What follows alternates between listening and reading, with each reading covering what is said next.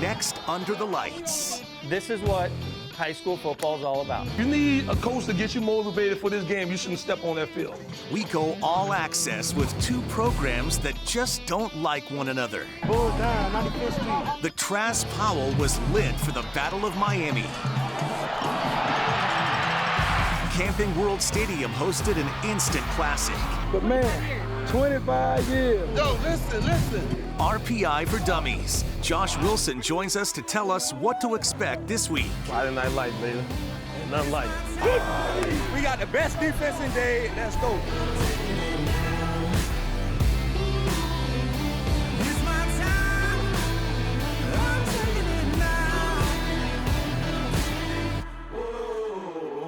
Well, hello there. It's great to see you again. I'm Dave Aizer. And I'm Kailey Mizelle. Welcome to Under the Lights, Florida high school football final driven by Honda. It's week 7, and we had a couple of huge upsets that have rocked our top 5. Plus, we have a huge big game feature featuring two of the state's top rivals. But first, let's get to our #1 ranked team. Lakeland hosting Centennial. Dave, when your car battery doesn't start, what do? I get a jump because I need a spark. Well, the spark for Lakeland, Fenley Graham. The offense didn't earn a first down in the first quarter, so dial up the 95-yard punt return, Mr. Fenley. We've seen him do this before. Yes, we have. The Future Gator score makes it 6-0. In fact, the Dreadnoughts scored 42 straight points from the second quarter on. DeMarcus Bowman, 7 rushes, 100 yards. Lakeland rolls 42-6. The defending state champion Mandarin Mustangs with QB Carson Beck taking on St. Thomas Aquinas. The Raiders strike first.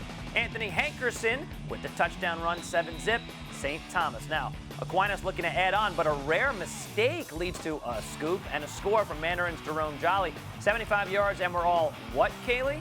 7 up. Indeed we are. However, that is all Mandarin could muster. St. Thomas scores on 4 successive second quarter drives, and they win 56-28.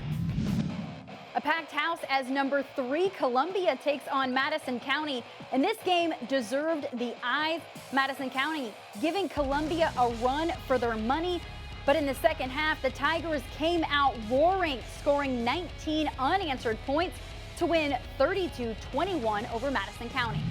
Huge rivalry game, and Miami turned out for it at the Trask. 10th-ranked Northwestern against 4th-ranked Central. Second quarter, no score. Central QB Travis Marsh hits Keith Brown for a 55-yard touchdown. He started the season with Gulliver Prep. # Florida transfer rules are whack. Second half, Travis Marsh finds Shimon Mateer for the 65-yard score. A taunt and a touchdown, 14-zip, but never taunt a bull or you'll get the horns. Freshman Teron Dixon finds Romello Brinson for the score. It's 14-7. Then Nathaniel Noel with the muscle through the Central D, and it's 14-13. Don't call it a comeback. We've been here for years. Thank you, LL Cool J. Now, Teron Dixon with ice in his veins, this time connecting with the senior Marcus Fleming. 44-yard TD, 23-14, Northwestern on top. And Noel adds his second TD on the night. He had 82 yards in the fourth quarter. Northwestern wins the Commissioner's Cup and bragging rights for the year, 30-20. Edgewater on the road to play national powerhouse Marietta in Georgia. Kanan Mobley threw for 320 yards and 2 touchdowns, but it wasn't enough. Marietta's defense got a couple of crucial turnover on downs to pull away with a 39-24 victory. 6th-ranked Chaminade Madonna taking on Doral Academy. Chaminade rocking the pink in support of Breast Cancer Awareness Month. Brady Kelly, watch this. He finds Joshua Jenkins, who does a nice job coming back for the ball, and then an even nicer job changing directions and finding the end zone. 7-zip Lions. Thaddeus Franklin had a huge day for the Lions. 2 rushing touchdowns, including this 80-yarder. Chaminade Madonna rolls 56-7. 7th-ranked South Dade hosting South Ridge in Homestead. Look at Southridge trying to pull off a monster upset. I got you. George Young takes the inside handoff, breaks some tackles, and somersaults into the end zone. But after a 7-7 tie, South Dade would grab control of the ball game, avoid the upset, and remain undefeated with a 23-10 win. In Central Florida, rivals Armwood and Plant City battle, and the Hawks converting well early on. Eric Wilson carries it in for the score. Then it's Charles Montgomery's turn to tote the rock. He dodges 2 Raiders and then gets into the end zone. Armwood has legs, but Cameron Ranson sends a laser to Aggie Hall. check out the moves on Hall as he gets into the end zone. Armwood shuts down the Raiders and leaves with a 35-0 victory. Our Advent Health Return of the Week is a tease of what's to come later in the show. American Heritage taking on Cardinal Gibbons. Gibbons' Antonio Spencer earns the love, going 99 yards for the touchdown. During the run, Spencer gets lost in a pack but breaks a couple of tackles, showing his grit. More on this game later in the show. This is the Advent Return of the Week. Rockledge breaking out the winter gear, playing in the colder temperatures off Lake Erie at Cleveland St. Ignatius. Ignatius is one of the best programs in Ohio, by the way, 11-time state champs. But they've got 3 losses so far this year, so you're saying there's a chance? On the 6th play of the game, Griffin Hanna scrambles and he hits Jack Welsh, who weaves his way for the 42-yard score, 7-0 Ignatius. Rockledge comes back with the Auburn commit Ladarius Tennyson toting the rock for the 11-yard TD, and it is 7 apiece. But Ignatius answers again with Hanna finding Connor Camille for the 39-yard score. Hanna had 323 yards passing and 4 TDs as Ignatius rolls Rockledge by the final score of 42-7. 12th ranked Escambia taking on Pace. A.V. Smith finds JoJo Blackman for the touchdown. Escambia scores 35 unanswered points against Pace as they roll 48-7. Speaking of pace, we're going to keep this pace up for the rest of the show, so take a deep breath and hydrate. And give us a shout out. We want to hear from you what you think the biggest plays and teams are. Use the hashtag UTLFlorida when tweeting. Still to come, American Heritage versus Cardinal Gibbons. And don't hold back, Coach. I will say it's my 4th time in a row being the Parker. I don't know if people know that, but I'm going to put that out there. 4 in a row.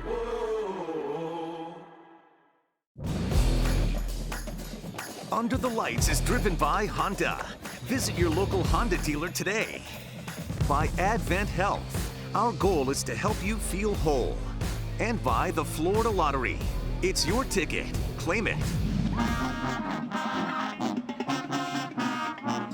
Here's the sights and sounds of the Jones Marching Band. We love bands, and they were getting it done in Camping World Stadium. Trinity Christian had an insanely tough schedule to start the season. And things did not get any easier because they faced a dangerous Booker T. Washington squad at Traz Powell. Both teams all smiles before the game, but all business during it. The Conquerors are missing 3 starters, including their quarterbacks. So, cornerback Fred Davis, the 2nd-ranked prospect in Florida, takes over at QB. He scores and gets horse-collared, but it wasn't called for some reason.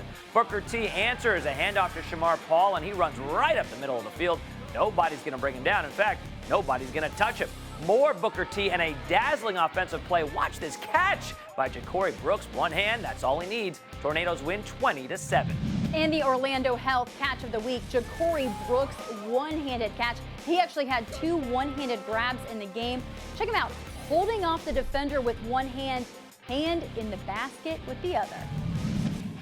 The undefeated Lake Wales Highlanders traveling to the Lely Trojans. The Trojans' Stanley Hippolyte takes the snap, but big man and future Gator Javon Dexter wraps him up. The Highlanders' offense was led by Johnny Richardson, who ran for 184 yards, added 54 more through the air. No Trojan horse today. The Highlanders keep their freedom with a 16-3 win. Big game in Orlando's Camping World Stadium between 2 top 25 squads who haven't met since 1994, Apopka and Jones. Avarius Sparrow had 2 rushing touchdowns on the day for Jones. If you don't believe me, fine, we'll just show you both. See? 2 touchdowns. Told you. Okay, that's the ground. How about the air? Check out another insane catch. Aramani Roan, wow, hauling in a 31-yard TD from Tyson Robbins. But Apopka had a little fight in them. QB Jaquan Lohman threw this 44-yard touchdown to Jalen Williams right before halftime. Lohman also ran for a touchdown, but it wouldn't be enough because Jones wins 21-12, and head coach Elijah Williams is all kinds of fired up about his team.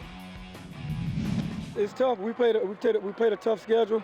When you play these big schools like Edgewater and Parker, you know, you get some injuries, they can roll guys in. Us, I think every receiver, every guy that can run played DB tonight. Every single body. We just had to throw them out there. We had guys never played, and that's what you get when you're a small school. You play these big schools, but I think it's helping us to get us ready for the playoffs, man. Hats off to Parker, Coach Wilson. He does a great job. It was a tough game, man, and we just hold on for our lives in the last 2 quarters. For our Vico Painting Defensive Play of the Week, we turn to Jones' Dominic Hill, who reads the play perfectly and is rewarded for it. And check out the speed that he turns on. That is our Vico Painting Defensive Play of the Week.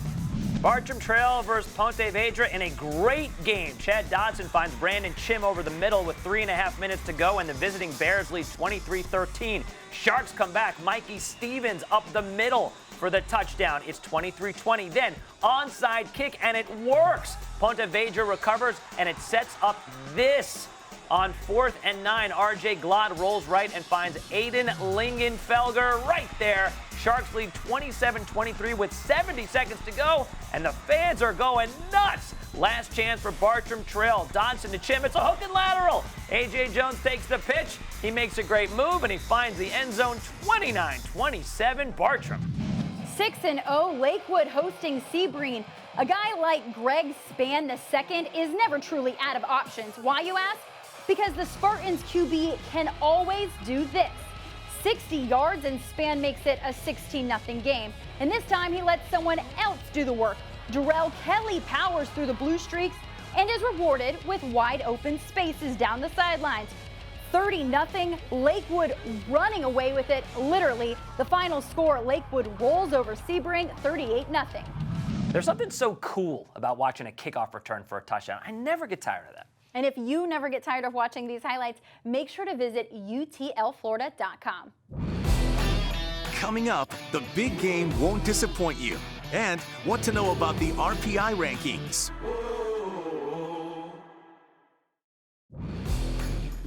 Under the Lights is driven by Honda. Visit your local Honda dealer today. By Vico Painting Contractors, a commercial painting company that delivers top quality work and excellent customer satisfaction.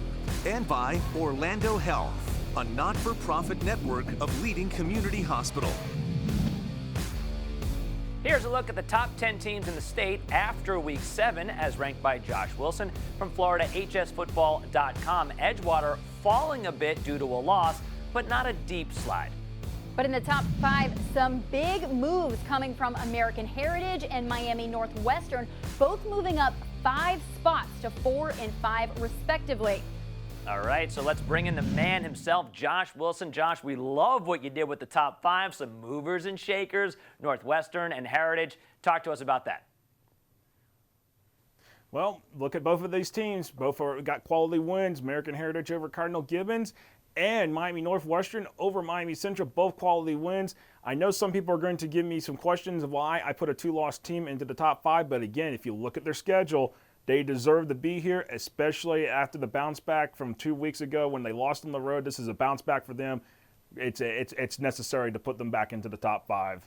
Now, Josh, I know that RPI rankings are dropping this week. Can you break down what they mean and what all is included to get that RPI number? I mean, the RPI number is the main focus you're going to want to focus on when those RPI rankings come out at 2 o'clock from the FHA on Tuesday, 2 o'clock on Tuesday. And it goes your winning percentage, your opponent's win percentage, and your opponent's win percentage. Those are the 3 key factors that make up the RPI. You're going to want to focus on the RPI number itself because that's going to determine who makes the playoffs, who doesn't. If the playoffs were to start today, that would be the determining factor right there. And the higher your RPI number, the better your chances are to get into the playoffs. Okay, so for teams to get that higher RPI number, is there a magic number of wins that you think teams should really aspire to get? Dave, to be honest with you, I think that magic number is 7, and that's just because I feel like for a lot of teams, depending on how they schedule, especially if you schedule on the weaker side of things, 7's probably a good number, especially when the factor of your win percentage counts as a good chunk of that RPI formula. You know, for some teams, it's not going to be necessarily to get to 7. You may be able to get to 6. You may be able to get to 5, like I think in Trinity Christian's case out of Jacksonville. They might be able to get to 5 wins and get in because they have played such a tough schedule this year. But again, it's a matter of who you are, how you scheduled as to the number of wins you really need. But I feel like for most teams, it's going to be 7. Thanks, Josh. I know we'll lean on you and FloridaHSFootball.com as we get closer to the playoffs. Vanguard Knights hosting the Carroll City Chiefs in Ocala. This is a visual effect, by the way. They don't run that slowly. after a Keon Jenkins pass to the 1-yard line. How about Katravis Jeter over the top to find pay dirt? He finished with 152 yards and 2 TDs, the second of which coming right here. Now, Vanguard has a little something for the home fans. Steve Curry finds 6'4" basketball player turned receiver Des Daly, who scores, but it's not enough because Carroll City wins the game 27-14. The St. Francis Panthers out of Baltimore, Maryland, facing off with the Venice Indians. And Venice would deny St. Francis a 5th shutout in 7 games. Ryan Overstreet finding Garrett French for the touchdown. That got fans hyped, but it was not enough to get past nationally ranked St. Francis, who rumbles past the Indians 49-7. Victory Christian's Kendrick Stewart locked in as they face Berkeley Prep. In the 4th, Berkeley's kicker Brooks Johnson for the field goal. It's good, and it ties the game up at 13. Victory in a crucial drive. Quarterback Preston Smith to Keyshawn Covington on a 3rd and 7 play. 35 yards, the score, and the game 19-13 on what they call the Superman. I mean, we called a Clark Kent Superman play. The guys, we've been practicing it, had to pull it out, man. This is a great ball club. Those guys came out and executed, so I'm just so proud of these guys. The Sandalwood Saints against the Reigns Vikings in Jacksonville. FSU head coach Willie Taggart dropping in via helicopter. All right, check out Saints running back Jeremiah Huntley breaks an arm tackle, a helmet comes off, and he finds the end zone. This game went into overtime. In OT, Sandalwood's Jeff Sims fires his 10-yard touchdown pass to Javonte Kinsey. Now, Reigns needs a touchdown. They turn to Jalen Griffin, and he delivers. Then they go for 2. They're not kicking the extra point. Griffin again, he scores, and let the celebration commence. Reigns wins 22-21, and the team has taken a victory lap. Keep on running, boys. Dave, I think they took you literally. I just saw them running down Broward. Well, listen, if they're going to hustle, then we're going to hustle too. 4th quarter coming up. Still to come, the 10-year war between Gibbons and Heritage continues. The Florida Lottery Pick 4 Player of the Week is Jason Patterson from Ed White High School. The running back rushed for 187 yards on 16 carries with 3 TDs. Here's a look at this week's Florida Lottery Pick 4 top performances. We've got some big-time performances, and this is going to be a tight race. 2 running backs and 2 quarterbacks. No love for the defense. I know I have my favorite, but I don't want to sway the vote. Remember, make sure you hit up our Twitter handle at Fox Sports FL with the hashtag UTLFlorida, and you can vote for this week's top performance. A battle of 1A undefeated teams, Baker and Freeport. Freeport wearing the blue unis, Baker Gators in white looking for regular season win, number 35 in a row. Let's just say it was a track meet. Jay Brunson off to the races. He had a 53 and a 77-yard touchdown. The Gators death-rolled Freeport, who was without a couple of their main players due to illness, 55-12. The Lafayette Hornets hosting the Dixie County Bears in a battle of 6-0 teams, and the home fans had plenty to cheer about, including running back Mario Thomas, who runs through the line and into the secondary, takes on contact before he scores. The Hornets used 4 rushing touchdowns to improve to 7-0, besting the Bears 27-16. Rivalries between 2 teams can be fun, exciting to watch. For the winner, it's bragging rights. For the loser, it's a stain that is hard to get rid of. 9th-ranked American Heritage and 14th-ranked Cardinal Gibbons definitely know both feelings in this game. Gibbons has won 2 in a row over the Patriots. Now sit back and check out this week's big game feature. Cardinal Gibbons High School is the defending 5A state champion in football. The team they knocked out of the regionals along the way to the title, the American Heritage Patriots. This game has been circled on the calendar for nearly a year for the black and gold. Gibbons head coach Matt Dubach knows his team is in for a fight. So you got to make a decision when you go out of this locker room tonight what you want to accomplish here. You want to continue with the respect that you get, that the county gives you, that the state gives you, or we're going to go back to being the little brother. Heritage's head coach is Dolphin alumni Pat Surtain. Redemption for his team has been implanted in his team's mind all week. Play smart, man. Go play ball. Let it all hang out. Play smart, take care of each other, man, and ball out. The Patriots have a number of playmakers on the team. Quarterback Edwin Rhodes has talent around him at receiver and at running back, including freshman Mark Fletcher has game-breaking ability. For the Chiefs, junior Brody Palhegi is the distributor. His main target is senior Troy Stellato, who was blown up on the recruiting circuit thanks to his blazing speed and sure hands. To no one's surprise, Clemson is on hand to see why Ohio State and Alabama have offered number 10 a spot on their roster in the next 4 years. The Patriots finally broke through when Rhodes finds junior Oronde Gadsden for the touchdown. 7-0 Patriots. Heritage wasted little time getting a second score when Rhodes found freshman Jacoby Spells for the touchdown. 14-0. Gibbons wasn't going down quietly. Palhegi hit up the secondary for a pair of touchdowns. First, it was Majon Wright for 8 yards. Then, it was Jackson Mersail's chance to make a play. You see when we do what we do? You went right down the field, shoved it down their throat in a run, quarterback makes a play, receivers catch the ball. That's what we do. Rhodes answered in the fourth with a 14-yard touchdown to Douglas Emilion, makes the score 21-14. With hopes thinning on the Gibbons sideline, Antonio Spencer made the crowd believers again. The determination as he broke into the open. Spencer took the kickoff back 98 yards, racing Heritage defenders to the goal line, tying the score at 21-21. Time for one last drive. Heritage's Rhodes marched the Patriots downfield. Rhodes hit Jacoby Spells for the 24-yard score. The touchdown gave Rhodes his third of the half. Rhodes' play under the lights were the makings of a Patriot legend. 338 yards with 4 touchdowns and a 28-21 thriller.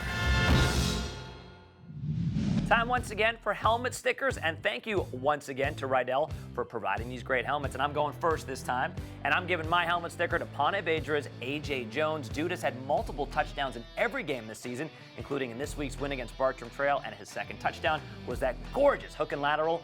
Great play. Very impressive. I'm going to go Boca Ciega Chris Phillips. He had 5 touchdowns, 338 yards. Most impressive, he did it on 9 carries. Don't worry, I did the math for you. That is over 37 yards a carry. Sir, you get a helmet sticker. And thank you for doing the math. That is all. We are out of time. Thanks so much for watching. This has been Under the Lights, Florida High School Football Final, driven by Honda.